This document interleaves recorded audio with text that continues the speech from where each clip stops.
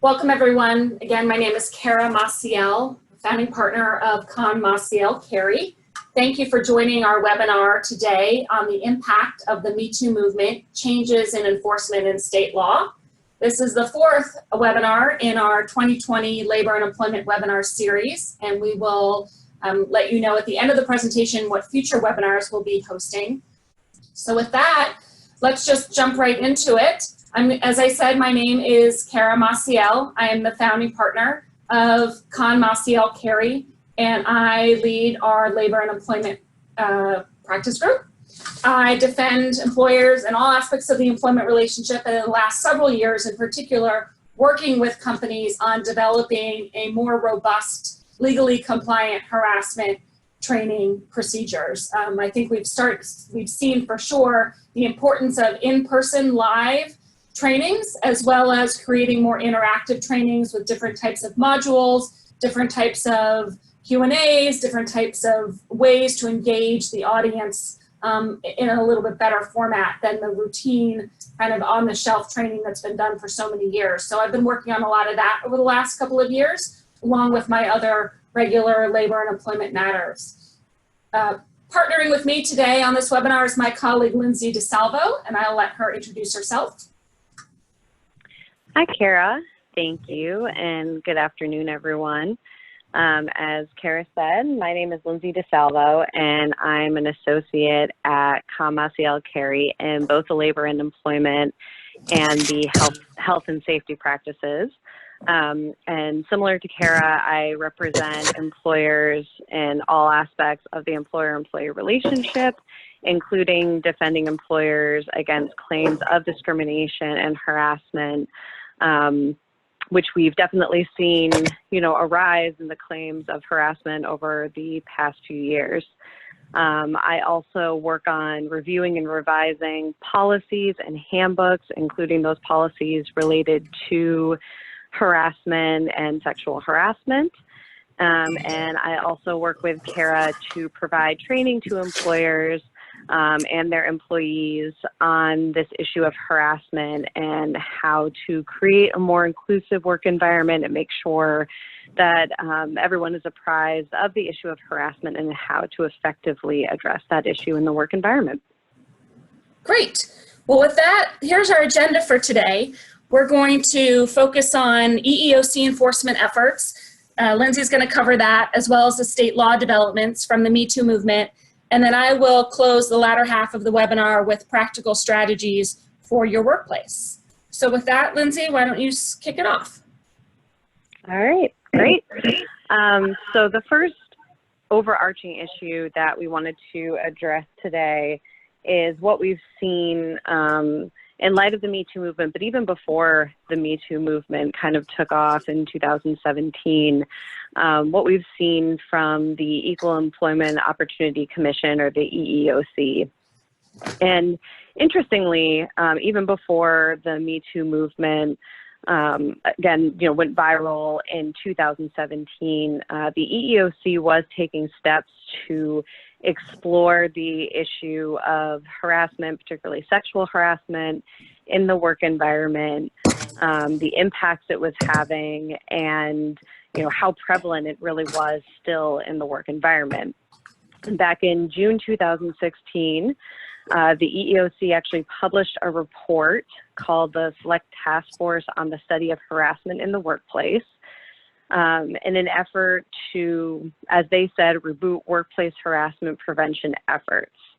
So the EEOC actually created this task force back in 2015, and then over about 18 months evaluated the issue of harassment and put its findings, as well as some recommendations and guidance, into this 2016 report that has become the basis of a lot of its efforts now, and encouraging employers to refocus some of their harassment prevention efforts and supplement some of their prevention and harassment efforts. And so this slide shows some pretty important and helpful, I think, findings to understand from that 2016 report. And the first is And this, might seem pretty obvious, I think, in the current context, but workplace harassment does in fact remain a persistent problem. And interestingly, what the EEOC found in its assessment is that harassment often goes unreported. So it was the least common response for an individual who experienced harassment to actually take some sort of formal action. And that meant either to file a complaint internally with their employer or even file a formal legal complaint. So what the EEOC observed is that often what was happening is that these types of claims and situations were going unreported to an employer and not necessarily even being pursued by the individual experiencing them. The EEOC also determined, pursuant to this evaluation, that there is a compelling business reason for stopping and taking action to prevent harassment.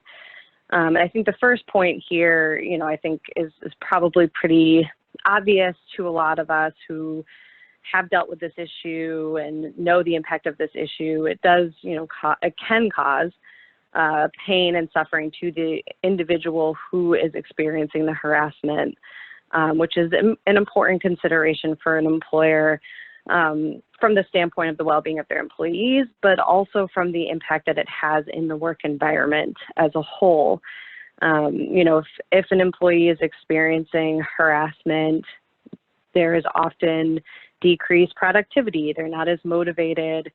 They might be, focused on dealing with the harassment and their feelings surrounding the harassment as opposed to being able to focus on work. Additionally, the EEOC found that it led to increased turnover. If an employee is working in an environment where they don't feel comfortable or included or potentially unsafe, that could lead the employee to leave, and that causes the employer to have to hire someone else, train someone else, and that can have significant impacts as far as cost to the employer and performance of the work overall. And then finally, and I think we've seen this quite a bit in light of the Me Too movement, these types of claims of harassment can cause significant reputational harm to the employer, particularly in some of these more high-profile cases where we've seen, these top executives being accused of different forms of harassment, and the fact that they're associated specifically with that employer then can lead to reputational harm and financial loss for the employer as well. Then on the next slide, this slide shows some of the recommendations associated with the findings from the EEOC's task force. And the first is the importance of leadership and accountability in effectively preventing and addressing harassment in the work environment. What the EEOC found is that the workplace culture has the greatest impact on allowing harassment to occur, allowing it to continue to occur, or the failure to prevent harassment in the first place. And so to the extent that an employer has investment from leadership and focus from leadership on the issue of addressing harassment and sexual harassment in the work environment, that can filter down into the culture of the employer overall and have a significant impact in curbing or preventing harassment in the work environment. Additionally, establishing systems of accountability to ensure that if complaints of harassment are made, they're promptly addressed, and the individual, if someone is determined to actually have committed harassment or to be responsible for harassing another employee, that person is held accountable, which would prevent harassment of a similar nature from happening going forward, and let employees know that this type of behavior is not going to be tolerated in the work environment. Another important finding and recommendation from this report is that training should occur, but that the training must change, that it should be more focused on the creation of a culture of non-harassment, a creation of culture of inclusivity, as opposed to focusing on avoiding legal liability. And we've definitely seen this in how we are approaching training for our clients. This has definitely been a focus of some of the state law changes that we'll talk about a little bit later, where training is either required or recommended by a particular state law, that the training shouldn't focus as much on what the standard of harassment is and how someone could be liable for harassment, but more on creating a civil work environment geared towards promoting respect and inclusivity in the workplace and among the employees.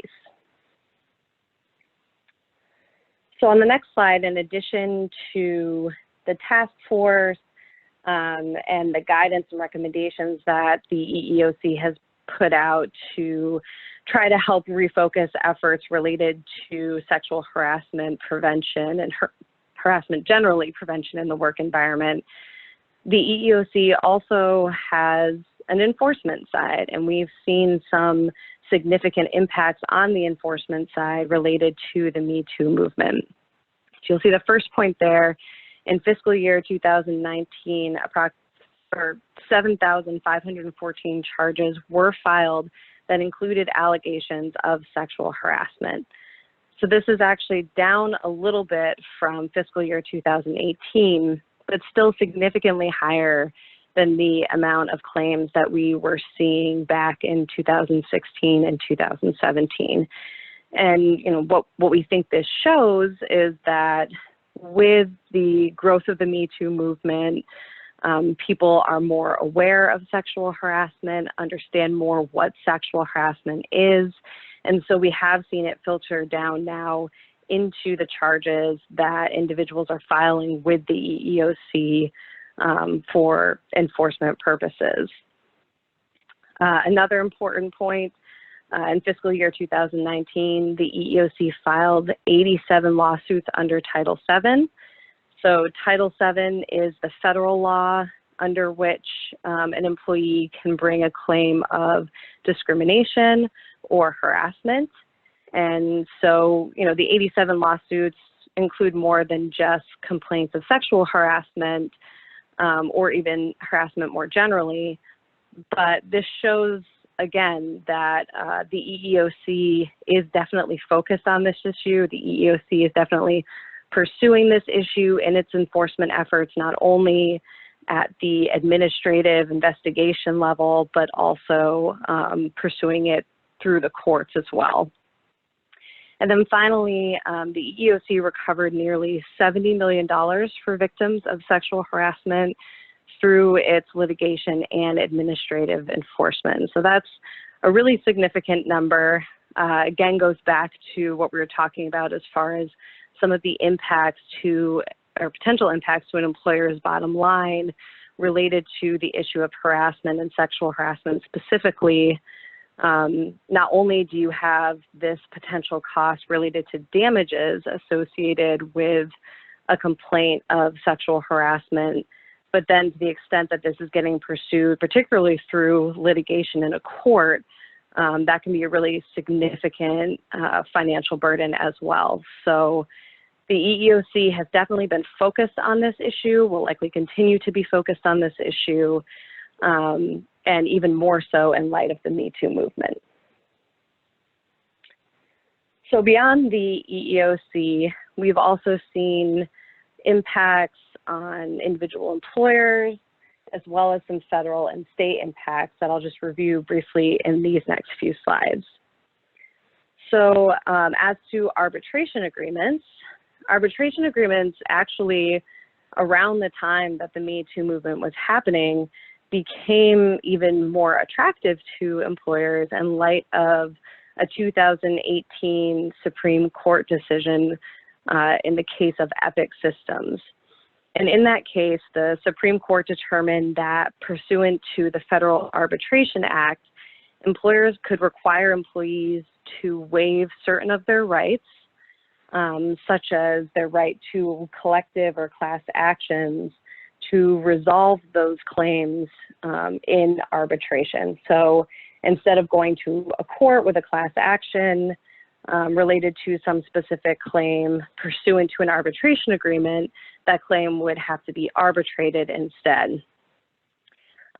So with that decision and with that support from the Supreme Court, a lot of employers were already using arbitration agreements, but those became an even better option, and people started incorporating them into their employment agreements, or separately when an employee started, or sometime during the employment relationship might have an employee sign an arbitration agreement. And this was also because arbitration has many benefits. It provides a neutral forum to address some of these issues that can be done in a confidential manner. And so again, this was an attractive option to employers. But in the time of the Me Too movement, employers actually started to be criticized for including sexual harassment claims in their mandatory arbitration policy, because this would permit a settlement of that claim or potential resolution of that claim without the public having knowledge and without the employee having the opportunity to bring the claim in a public forum. So some employers have actually started to move away from using these arbitration agreements, or at least giving employees the choice of whether they want to arbitrate claims of sexual harassment or whether they'd like to pursue that type of claim in a court. One example that we saw, I think that got a decent amount of publicity after a protest from several employees of the mandatory arbitration provision that included sexual harassment claims. There was one large tech company that revised its arbitration policies that would no longer require arbitration of sexual harassment claims, and then also at the same time rolled out some changes in how it would handle sexual harassment complaints going forward. So it removed the requirement to go to arbitration altogether, and then also changed its complaint system to be more supportive of employees bringing these types of complaints forward. One of the things it did was set up a dedicated site through which employees could report issues of sexual harassment. It also provided resources to those individuals making claims of sexual harassment. And it actually allowed those individuals, if they chose, to have a support person come with them during interviews and the investigation process for any claims of sexual harassment. So far, the limitation on arbitration agreements has generally been related to claims of sexual harassment in light of the Me Too movement, but it could definitely at some point expand to harassment more generally, or just unlawful treatment of allegations of unlawful treatment of employees in the context of discrimination. So right now we've seen it be limited, but there could be a more expansive use of this limitation going forward. Another impact that we've seen on individual employers is the treatment of executives and the treatment of executive agreements. So in light of the Me Too movement, we've seen heightened scrutiny over behavior of executives because, as I said in the previous slides, in a lot of these high-profile cases, what we've seen is that it's a top executive that's being accused of the harassment. And this is a particularly difficult situation for an employer because those top executives often represent the face of the company. So when that individual is alleged to have engaged in sexual harassment, it often causes significant reputational and financial harm to the company. And because of that, many companies have started to take specific action to try to deter such behavior or prevent such behavior from happening at all at the executive level. And one way they've done that is through language included and provisions included in an executive agreement. One way that we've seen executive agreements revised is the definition of cause that might be included in an agreement. And the definition generally is revised to more clearly allow executives, or employers of executives to avoid paying severance benefits upon termination if an executive engages in sexual harassment, and that is the reason that, that they've been terminated and that the agreement has been terminated. We've also seen employers update their compensation recovery policies to provide a clawback or forfeiture of previously paid compensation if an executive engages in sexual harassment, as well as asking newly hired executives to make an affirmative representation that they have not been subject to a sexual harassment claim or have otherwise engaged in such behavior in their prior employment. And then outside of specifically the executive agreements, we've also seen a shift in how employers are treating mergers and acquisitions related to this type of behavior. We've seen some contract language, merger contract language emerge from the Me Too movement that actually, again, at a broader level, specifically requests that a company make an affirmative statement that it has not been involved in a claim of sexual harassment or an allegation of sexual harassment, and that its top executives have not been involved in such behavior or allegations. And those are commonly referred to as Weinstein clauses, based on the Weinstein case that sort of kicked a lot of this off, or Me Too representation. And then in the same context of a merger and acquisition, we've seen a lot of employers engage in more significant social due diligence in deciding whether to acquire another company or merge with another company, including potentially looking into whether claims or complaints have been filed against that company, or whether there have been high-profile reports or cases of sexual harassment related to the company or its top executives. And then from a federal perspective, one of the impacts that we've seen, we haven't seen a lot of changes in federal law related to the Me Too movement, but in December 2018, President Trump did sign into law a new tax bill that at least in part revised the Internal Revenue Code to include what has been referred to as the Harvey Weinstein provision. And basically what this provision does is it prohibits employers from deducting any settlements or other payments that they may have made related to a claim of sexual harassment, as well as associated attorney's fees, if that settlement or payment was subject to a non-disclosure agreement. So what this means in practice is that employers now face a dilemma in deciding whether to go forward with these types of settlements pursuant to a non-disclosure agreement. They can either forego the confidentiality clause and retain the tax deduction that they may otherwise be entitled to based on the settlement payment, or they can enforce a confidentiality clause and have to pay this tax. And then finally, we've seen many state impacts related to the Me Too movement. And this slide sort of shows an overview of the main reactions we've seen from the states related to this movement and this issue. The first is mandatory or encouraged anti-harassment training. Generally in the states that have either mandated or encouraged training, what we've seen in the law is that there will be particular requirements for the training, issues that the training needs to cover, as well as specifications for how often the training should occur and who the training must or should be provided to. And we've seen laws in New York, Maine, Connecticut that require mandatory anti-harassment training, and those are just some examples. There are other states as well. And then in states like Massachusetts and Vermont and Rhode Island, we've seen laws come out that encourage that type of training to occur.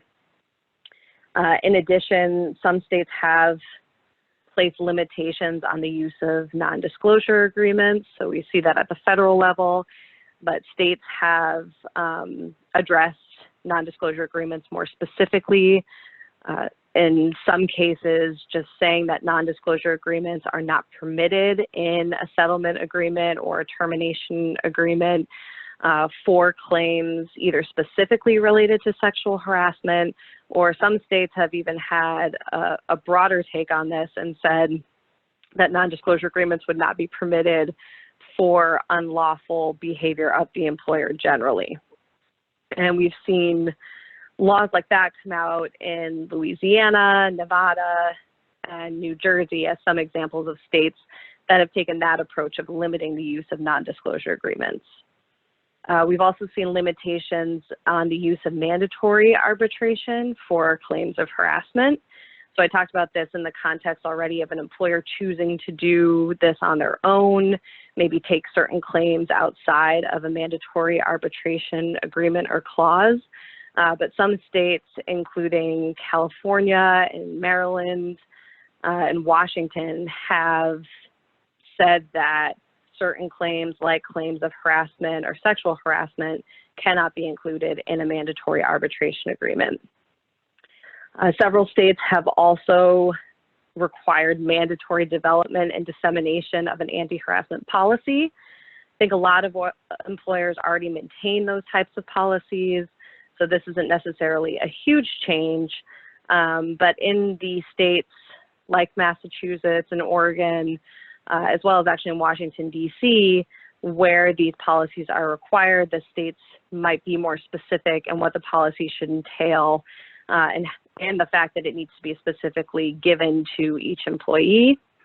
And then finally, we've seen that some states have reacted by changing their current anti-discrimination laws to expand the scope and coverage. And some examples of that are Maryland and Vermont, where we've seen the law change to expand to include independent contractors, where those individuals have not been included in the past.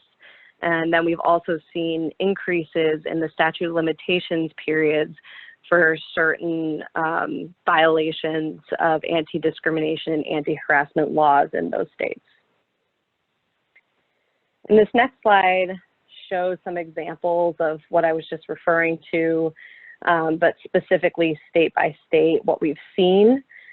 So New York, California, and Illinois have all adopted some level of prohibition on the use of non-disclosure agreements in agreements formed with employees. In New York, the law specifically prohibits a term or condition that would prevent the disclosure of underlying facts and circumstances to a claim of sexual harassment. And that is actually quite common, I think, in the states that have limited the use of non-disclosure agreements. It's generally specifically related to being able to talk about the underlying facts and circumstances related to those types of claims, that the employer can't limit the employee's ability to talk about those facts and circumstances related to either specifically a claim of sexual harassment, or like I said, it could be broader than that. And California is similar. It prohibits the inclusion of a provision in a settlement agreement that would prevent the disclosure of information, again, generally those underlying facts and circumstances pertaining to sexual harassment. And then Illinois is a little bit broader. It prohibits an employer's unilateral inclusion of a clause prohibiting an individual from making truthful statements or disclosures related to unlawful employment practices. So as opposed to being confined to claims of sexual harassment, in Illinois, it's related to unlawful employment practices more generally. And then these three states also all have mandatory training that's required by the state. In New York, the employers in New York had to complete sexual harassment training for their current employees by October 2019, and then thereafter train new employees as quickly as possible. And there's also a requirement, and we've seen this in states that have developed training laws, whether they're mandatory or just suggested, recommended training, that the employees should be retrained on an annual basis. In California, the requirements are a little bit different depending on whether the employees are supervisory and non-supervisory. Non-supervisory employees have to be provided an hour of training on harassment, whereas supervisory employees have to be provided at least 2 hours of training on harassment. And the law also expanded the requirement to apply to employers with 5 or more employees. So applicable to very small employers up to very large employers in California who will have to meet this training requirement. And you'll notice that the deadline for that was expanded until January 2021. And then finally, in Illinois, all employers have to provide the training required by state law by December 31st, 2020. They have to retrain employees as well. And there are actually more stringent requirements for restaurants and bars as to the training that has to be provided there. So employers who are restaurants and bars in Illinois might have some additional requirements related to their training. And then on this last slide here, again, just a couple of examples of what we're seeing related to policy changes and some more new training requirements. In DC, like I said earlier, there is now a requirement to provide a harassment policy, to create a harassment policy and then distribute that policy to employees. And there is oversight related to that policy from the DC Office of Human Rights. And then the law generally also requires that employers are documenting instances of harassment. And then DC actually also does have a requirement for training for employers of tipped employees. They're supposed to be providing training within 90 days of hire, but the funding for that particular provision of the law has not really occurred at this point, and we've not really seen it so far, at least, being enforced. And then finally, as I also mentioned, in Maryland, the law expanded employee to include independent contractors. And they also are one of the examples of states where the statute of limitations was expanded related to complaints of discrimination from 2 years to 3 years. So these just present some examples of the state impacts that we've seen. And then finally, from a hospitality industry specific level, we've seen changes as far as adopting a requirement to use a panic button for housekeeping staff. Specifically in Chicago, Miami Beach, Sacramento, and Long Beach, we've actually seen these localities pass ordinances that require the use of panic buttons. And this is also something that, in light of the Me Too movement, we've seen being included in collective bargaining agreements as well. This requirement that they be equipped with panic buttons to use in a situation, in an emergency situation that might occur. We've also seen many hotels adopting this type of policy voluntarily, providing all of their housekeeping staff with panic buttons on a voluntary basis, even without a local ordinance or other requirement from the state or locality, as a way to, again, address this issue of potential sexual harassment in the work environment. So I will now turn it over to Kara to talk about some recommendations and strategies to create that inclusive and protected work environment. Great, thanks, Lindsey. Yeah, I mean, I think in light of the really renewed trend from the states on the importance of harassment training, and so whether you're in a state that requires training to be done annually and for your new hires, or whether you're just a company that you want to implement more inclusive, holistic training in light of the Me Too movement or because of some of the EEOC findings that Lindsey summarized. The next few slides, we're going to talk about what you can do to implement that kind of training in your workplace and what types of topics and what makes a really helpful and good training program for your workers. So the first thing, of course, is to make sure you have a clear anti-harassment policy. I think it's important to take a look at a policy if you have one to make sure that it's not so legalistic. It needs to be written in clear, simple language so that everyone can understand it. Workers of all different types and individuals and backgrounds in your workplace should be able to understand it. The policy needs to be either included in your associate handbook or as a standalone policy, but it should be distributed to all employees.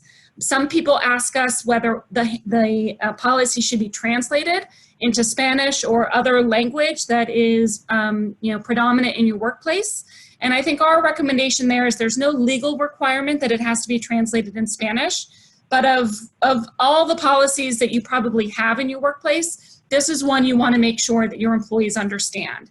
So if you do have an employee population where Spanish is their primary language or another language and English is not their primary language, think about whether it would be a good use of your time and resources to have that policy translated. Because if there ever is an issue later on down the road where someone is complaining of harassment and they don't speak English as their primary language, they might be able to claim they didn't understand the policy and they didn't understand the complaint procedure and they didn't understand how to report it.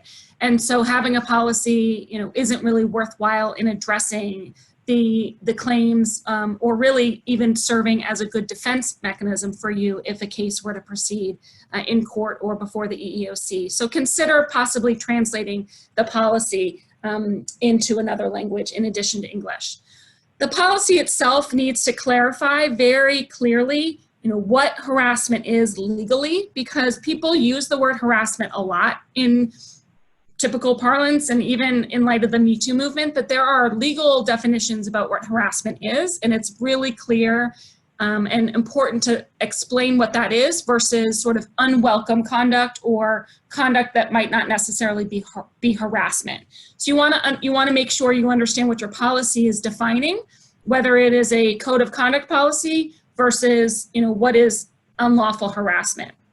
You also want to explain how it's going to be reported, how it's going to be investigated, and the potential for discipline, which could include training, reassignment of work duties or transfer to another location, or even up to including termination. You want to include a clear protection from retaliation for reporting or participating in a harassment investigation. Whoops. And you want to make sure that you touch on what retaliation is so that they understand, employees understand that. And a lot of this is what we're going to train on as well. Another thing we get a lot of questions about is whether there should be a zero tolerance policy. And it's our practice and our recommendation that the discipline really should be proportionate to the conduct at issue. There may be some conduct that it doesn't warrant discipline or it doesn't warrant termination, for example. And so having a zero tolerance policy really removes that flexibility that you have in creating the right type of remedial response to conduct that's appropriate for your workplace, for the individual who reported it, and for the individual who engaged in the behavior. So these are some things that once you have a policy, you're going to want to then train on it. One of the things that it's important in your training and when you're thinking about investigating harassment claims is it's not just happening during working hours. Unwelcome conduct, harassment claims can and often do arise during events such as sponsored parties, happy hours, social events, whether it's at your workforce or after hours, company parties. A holiday party is often, unfortunately, a common time when some claims are brought.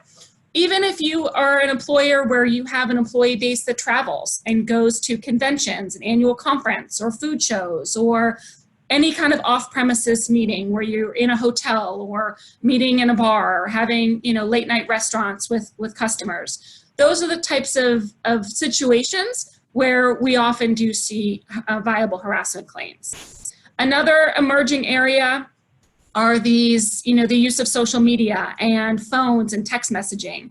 to engage in that behavior. So it's not just verbal, it may not just be email, but remember too that if people are inappropriately calling or text messaging, offensive comments or photos, that equally can be something that is a viable claim. So when can you as an employer be liable for harassment? It's important that you understand that you're only liable if a member of management knew about it. So whether it's a supervisor or some other member of management.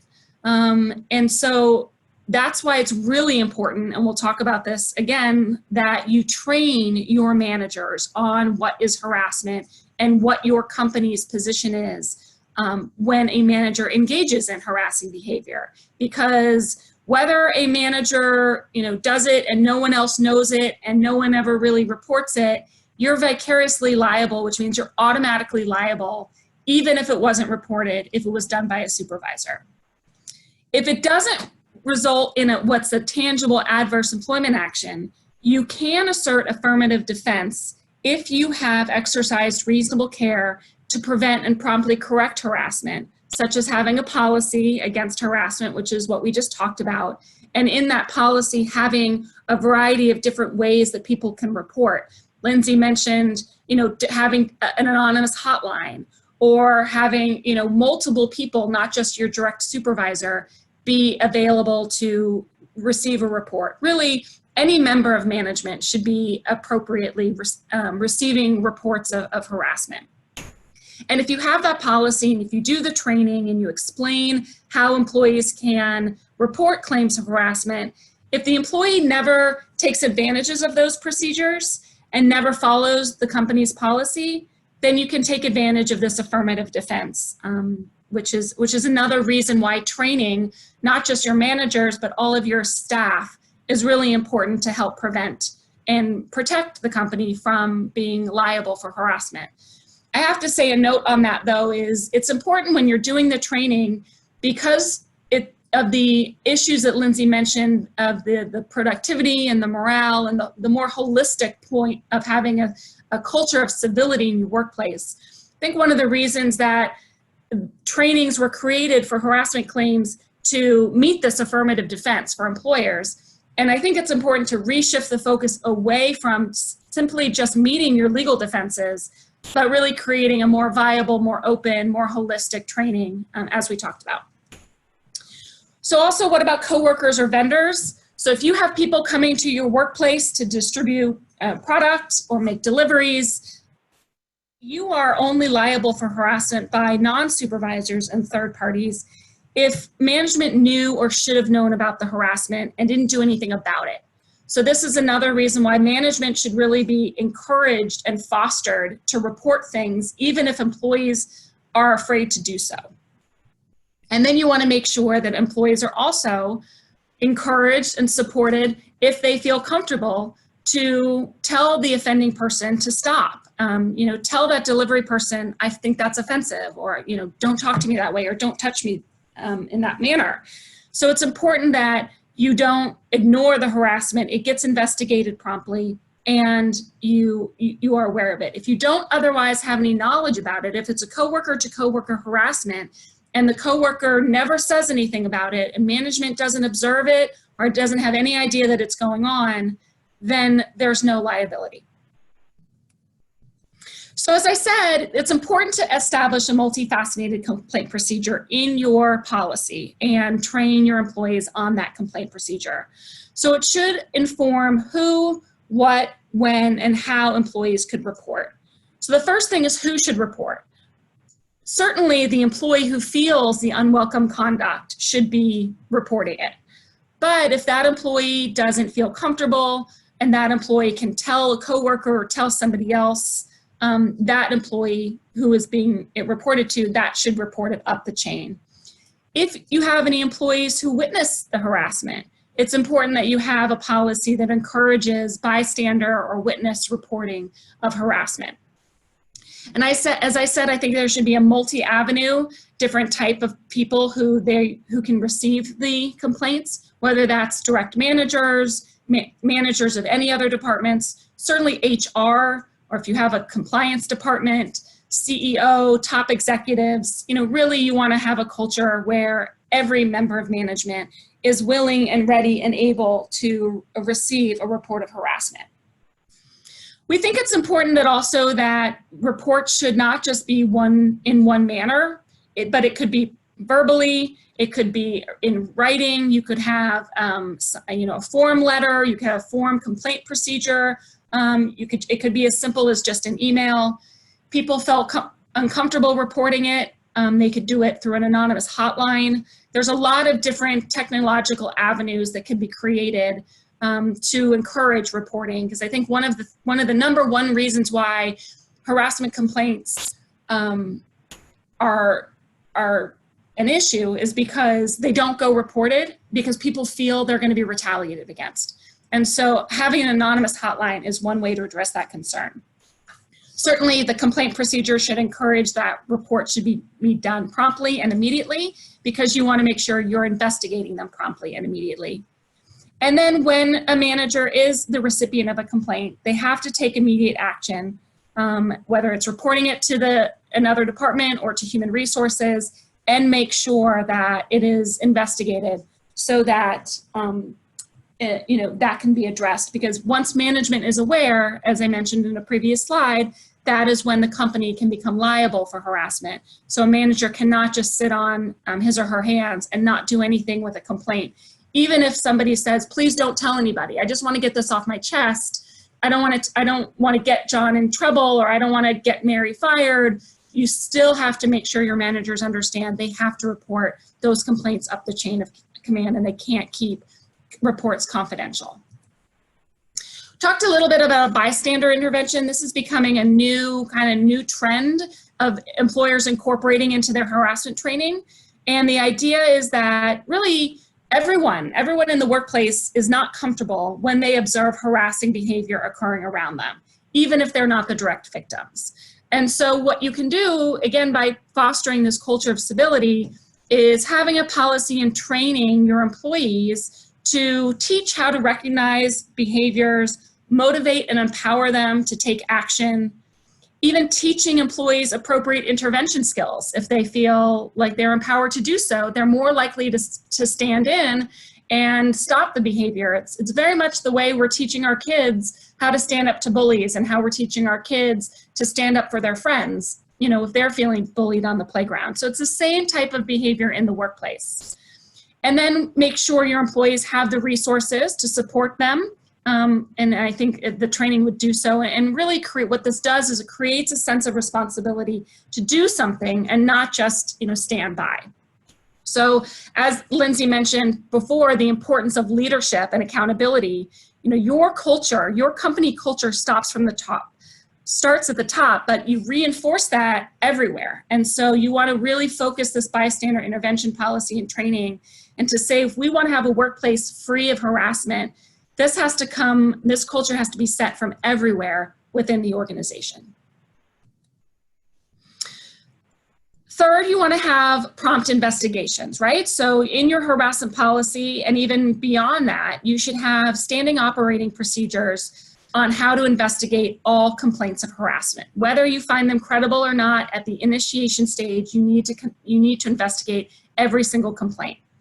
Those investigations should be immediate, objective, which means they should be done by somebody who is trained in conducting objective harassment investigations. Most likely somebody from the Human Resources Department.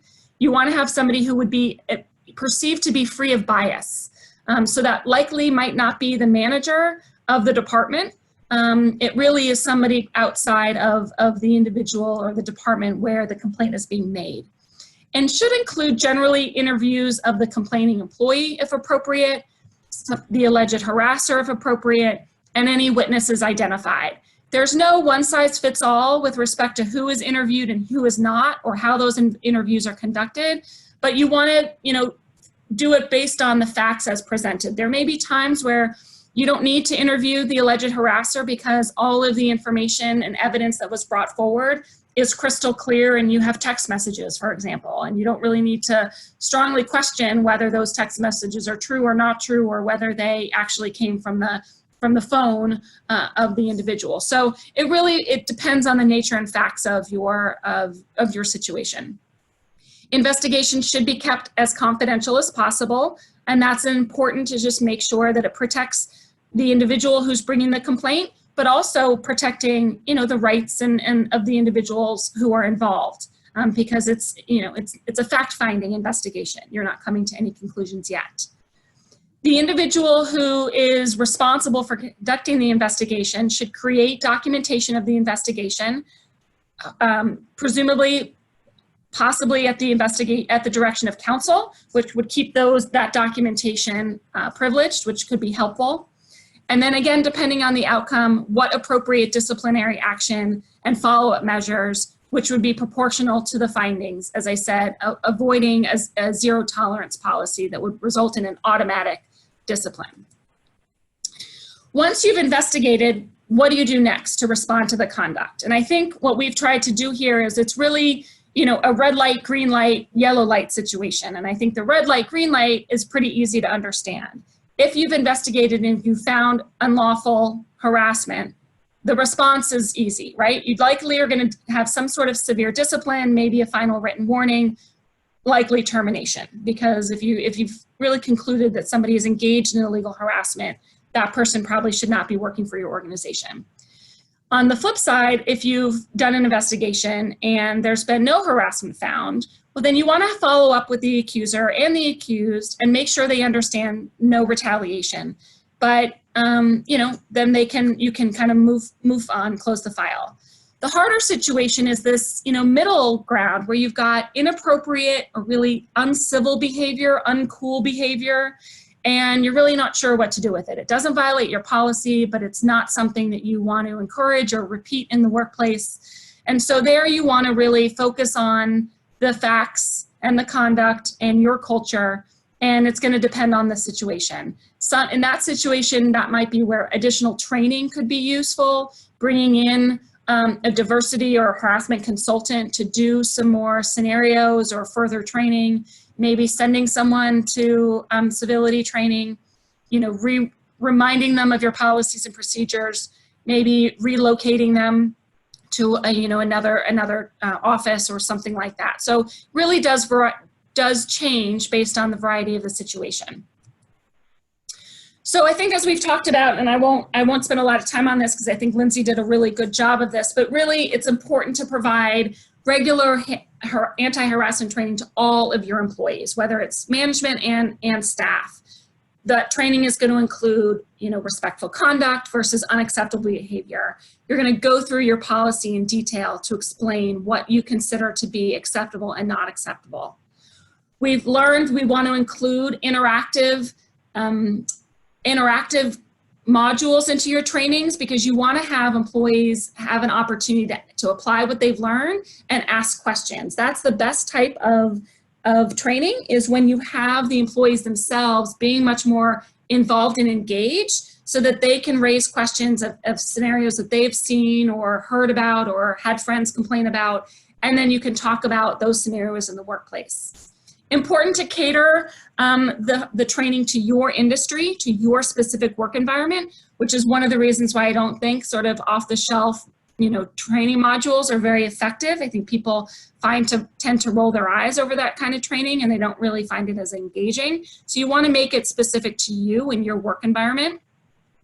You want to include illustrative and realistic examples. Maybe work with your HR team to do an anonymous, recreation of some situations and investigations that you've had in the past. And then, as I said, reviewing your specific policy, including the complaint procedure, so that you can prove and establish that employees have been trained on the policy and how to make a complaint as necessary. Separate from the all-employee training, you should have either a separate extra 30 minutes, an add-on, or a separate segmented management training, because the manager's role, as I said earlier, legally and practically, is very important in how you address harassment. They carry, by their management role, they carry an opportunity to make your company liable. So you want to make sure that they are trained and instructed on how to respond to complaints, what they observe, or if they have knowledge of any harassment in the workplace, You want to include practical recommendations for how an employee can complain and how they should receive that complaint and respond to offensive behavior. And then the training also, it will include really specific workplace examples through which managers can practice these interactions. Again, more engagement, more understanding of how you practically role play these issues with your employees. Certainly, retaliation is a very unique, special problem, and every training should include the issue of retaliation, because that, just like harassment, it is equally as unlawful for an employer to retaliate against an employee for engaging in what's called protected activity. And protected activity is essentially, participating in an investigation, an EEOC investigation, or participating or making a complaint under your harassment policy. It's prohibited both under federal law and state law, and should be prohibited by your policy. So legally, what the courts will look at is, would the action that I'm taking against this employee dissuade a reasonable employee from reporting issues to the employer? So it's not just, oh, I'm terminating or taking an adverse action, but it can be much more subtle things like redistribution of work, or not allowing employees to travel anymore, or moving someone's office location. A lot of things can be considered retaliation, which is important that your managers understand before doing anything. So as I close out, just some general best practices that everyone should take home and take back to your workplace. First of all, you want to ensure your harassment policies and training are supported at the highest levels of your company. Get that senior leadership involved, get them engaged in the training, get them, explaining to the employees why they believe it's such an important issue, and it's not just a HR function, it's, senior leaders as well. Regularly review the effectiveness and content of your policies and training. If it's been several years since you've brushed off the policy or done some training, now is the time to do it, particularly if you're in a state which requires updated policies and trainings. As we've said, focus your training on creating more of a respectful and collaborative workplace versus, strict adherence to what is and is not legally harassment. Think about whether you want to address issues such as unconscious bias or cultural sensitivity in the training, or bystander intervention. And then emphasize that it's the responsibility of all the employees to report harassment, both in your policy and in your training. So with that, I know we're right at 2 o'clock, so right within the hour. If you want more information on this or any other labor and employment issue, we are actively posting to our Employer Defense Report blog. So please take a look at that for this or any other legal issues. As I mentioned at the beginning of our webinar, we are holding monthly webinars. So here's the rest of our labor and employment webinar series. I think we'll have some adjustments in light of COVID, and I know we are planning another COVID webinar in May, so stay tuned for that as a special one. But with that, I'll take any questions that anyone may have. Let me just check the chat box if any have come in. It doesn't look like we have any that have come in. Lindsey and my contact information is on the screen. And with that, I just thank you for listening. Thank you for participating in today's webinar. Lindsey and I enjoyed presenting with you. And we hope you found this to be a nice distraction from COVID, even though it is talking about harassment. So wishing you all, everybody, a safe and healthy return back to your normal routine, and look forward to talking to you soon. Bye-bye.